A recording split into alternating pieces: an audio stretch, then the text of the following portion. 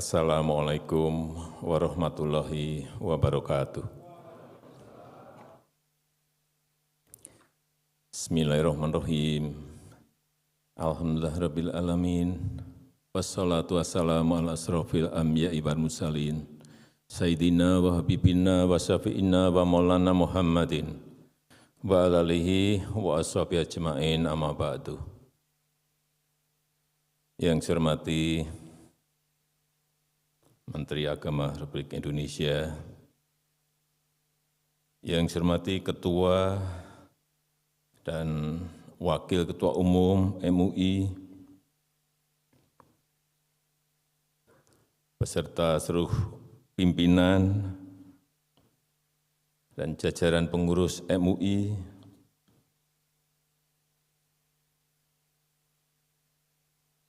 yang saya hormati para pimpinan dan Dewan Direksi Bank Syariah,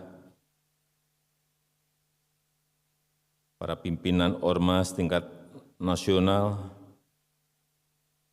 asosiasi dan lembaga keuangan syariah yang hadir, Bapak Ibu sekalian yang saya hormati. Tadi saya disiapkan bahan sambutan seperti ini banyaknya. Tapi setelah saya mendengar tadi Dr. Buya Anwar Abbas menyampaikan itu, saya enggak jadi juga pegang ini.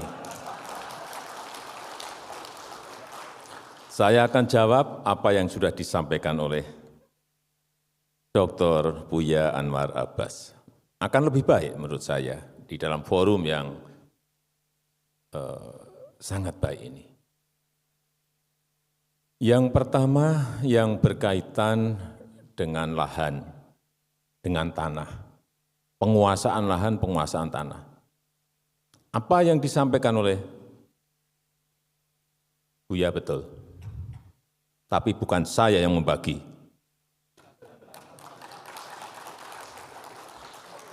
Ya harus saya jawab,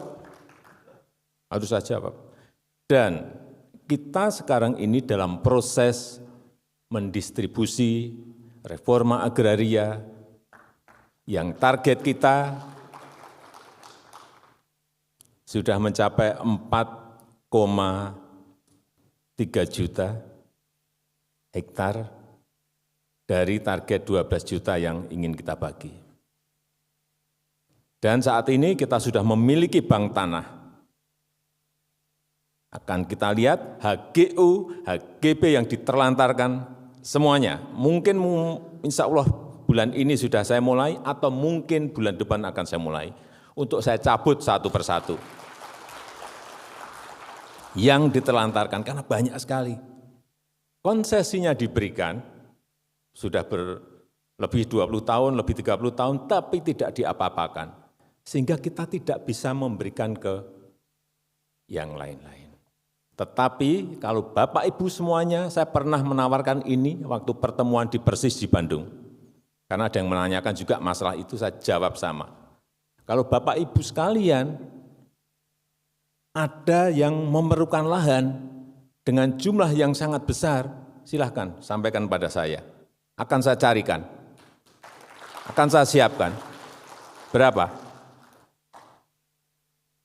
10.000 hektar? Bukan meter persegi, hektar.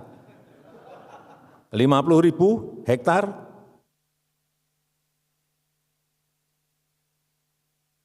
tapi dengan sebuah hitung-hitungan proposal juga yang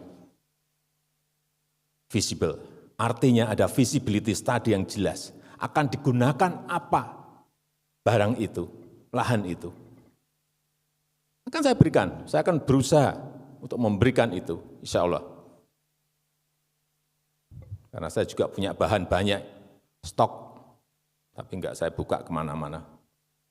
Kalau Bapak Ibu sekalian ada yang memiliki, silahkan datang ke saya diantar oleh Buya Anwar Abbas.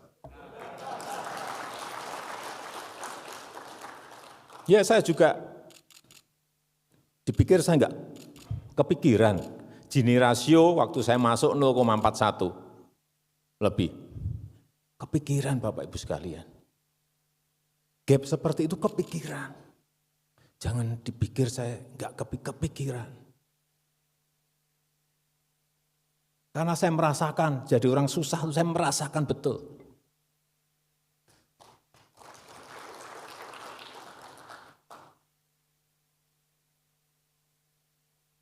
Dan enak menjadi orang yang tidak susah memang.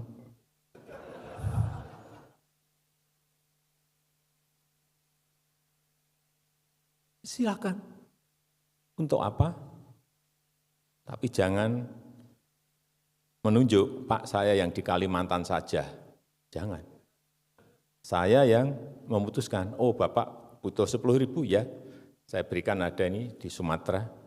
Oh 50.000 saya ada ini di Kalimantan, silahkan. Dengan sebuah visibility yang hitung-hitungan dan kalkulasinya jelas. Jangan sampai kita berikan, tahu-tahu diambil juga yang itu lagi. Dibeli yang itu lagi. Untuk apa saya memberikan konsesi kalau untuk itu? Dan itu kejadian sudah berpuluh-puluh kali seperti itu terus.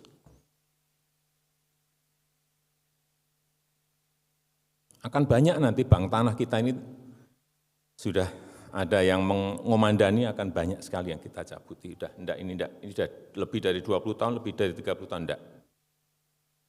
Masukkan ke sini, ke bank tanah. Baik itu HGU maupun HGB. Agar semua lahan yang kita miliki itu betul-betul produktif.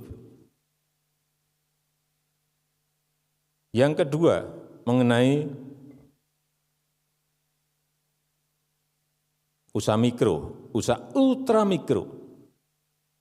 Memang banyak yang enggak tahu, tapi nanti bulan-bulan Januari, Februari, kalau boleh saya ajak nanti dari MUI, dipimpin juga Pak Buya Anwar Abbas.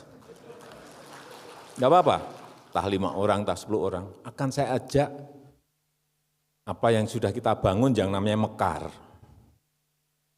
PNM itu 2015 kita hanya bisa mengumpulkan 500.000 usaha mikro, usaha ultra mikro yang pinjamannya 3 sampai 5 juta.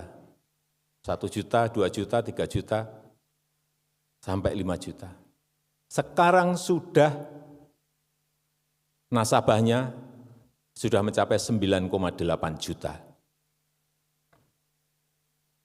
Grameen Bank itu totalnya hanya 6,5 juta, dia mendapatkan Nobel. Ini kita sudah 9,8, tapi enggak dapat Nobel. Akan saya tunjukkan bagaimana Mekar, PNM, Mekar ini bekerja. Yang kecil-kecil dikelompokkan, kemudian gandeng renteng, kalau satu enggak bisa mengangsur, siapa yang membantu? Sistem ini sudah berkembang. Insya Allah nanti sampai 2024 akan mencapai target kita 20 juta. Tapi memang masih banyak, karena usaha kecil, usaha mikro, usaha mikro kita ada 64 juta. Topangan ekonomi informal kita memang sangat besar sekali. Saya juga sedih melihat porsi pinjaman bank kita juga.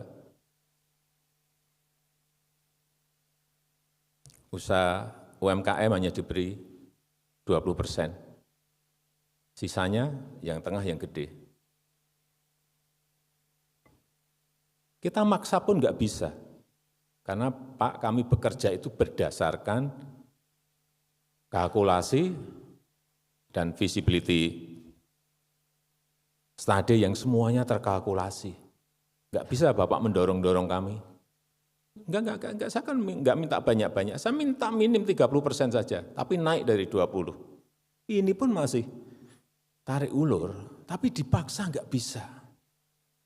Bank kita tuh enggak bisa. Pak, kita ini bekerja dengan kehati-hatian yang tinggi, prudent, enggak bisa Bapak memaksa kami dengan target-target seperti itu. BRI mungkin bisa lebih dari 80%.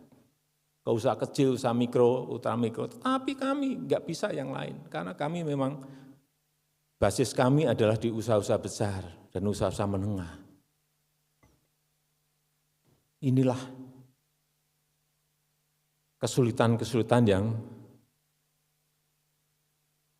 kita miliki.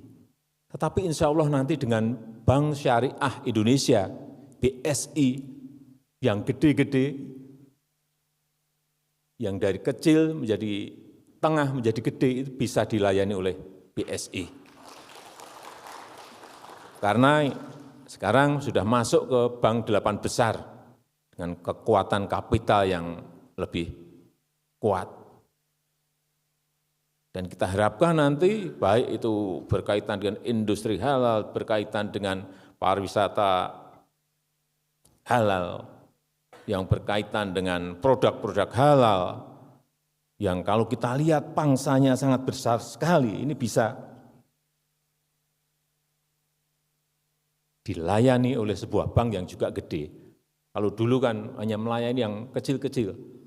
Ini yang kecil dilayani seberapa banyak pun, yang gede juga bisa dilayani oleh Bank Syariah Indonesia BSI.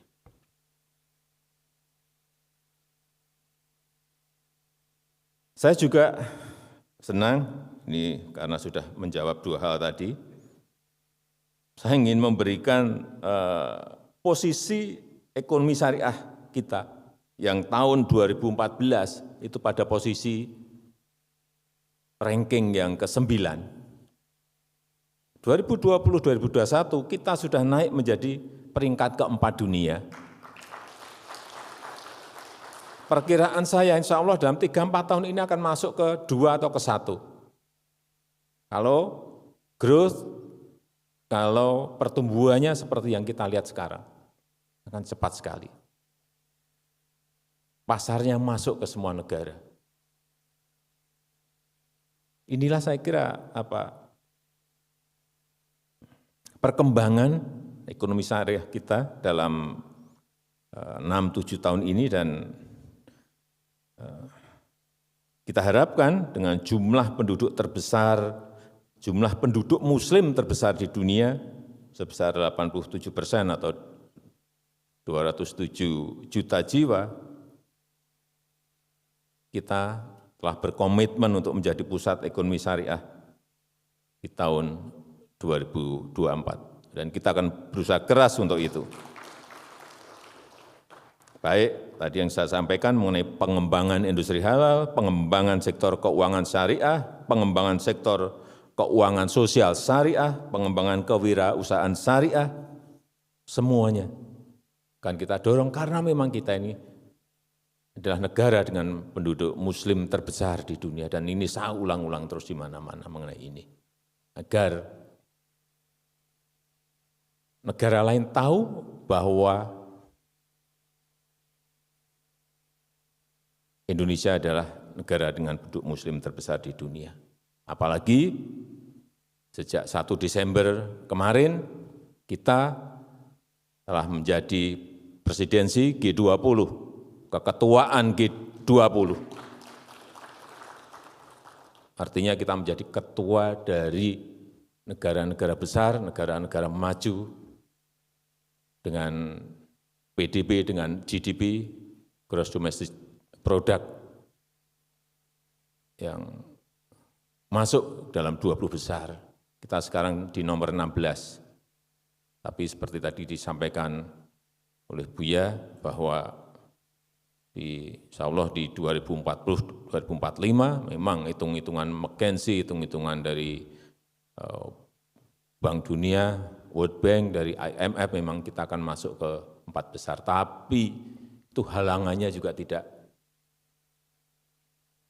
kecil, tantangannya juga bukan tantangan yang mudah. Ada syarat-syarat kita untuk mencapai ke sana. Sehingga perkiraan PDB kita saat itu di 2040-2045 kurang lebih 23.000 sampai 27.000 income per kapita masyarakat kita. Sebuah angka yang sangat besar sekali tentu saja. Tapi itu butuh kerja keras kita semuanya. Saya rasa itu yang bisa saya sampaikan pada kesempatan yang baik ini. Dan dengan mengucap Bismillahirrahmanirrahim, Kongres Ekonomi Umat kedua Majelis Ulama Indonesia sore hari ini saya nyatakan dibuka. Wassalamualaikum warahmatullahi wabarakatuh.